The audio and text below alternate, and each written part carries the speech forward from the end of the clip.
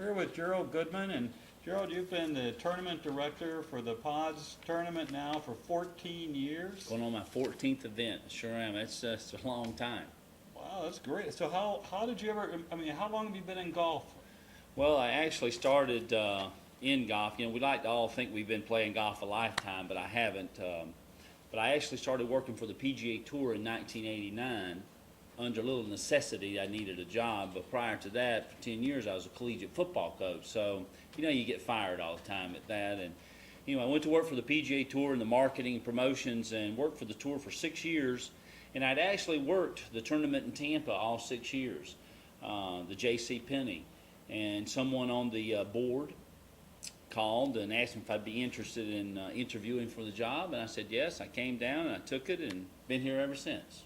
Now, it used to be the J.C. Penney tournament at Bardmore. Correct. Now, I never was the tournament director there, but it used to be at Bardmore, and then Bardmore, I believe, sold, and they divided up some of the golf courses and made neighborhoods.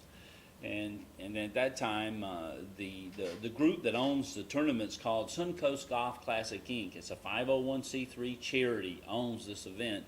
They went to Innsbrook, and Innsbrook has embraced the tournament ever since. Are most tournaments owned by a 501c3 nonprofit? Most all tournaments are run by nonprofit organizations that host the event, pay the bills. See, we rent the golf course at Innsbrook. We rent our office space, the golf course, and I'll give you the example of last week at the Phoenix Open. The Thunderbirds run that event, and they rent the golf course themselves and pay all their bills, and we give all the money away once we pay our bills. That's great. So who is the beneficiary of the Pods tournament? We have over 150 charities. Love to have more to do that. We do tout one charity, Academy Prep, which has a campus just right here in Tampa, and it has a campus over in St. Petersburg.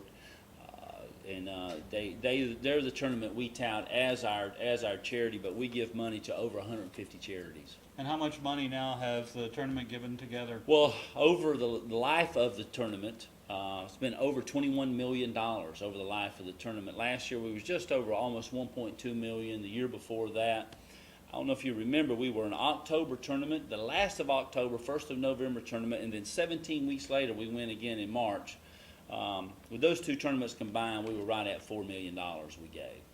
Now, you're at Innsbrook, which is a beautiful location. I don't know if our viewers have been to Innsbrook Resort before, but as I was saying earlier, that's sort of like going to the Carolinas without having to get in your car and go very far. It's beautiful. It'd be great to look at online. They have great pictures to look at that golf course.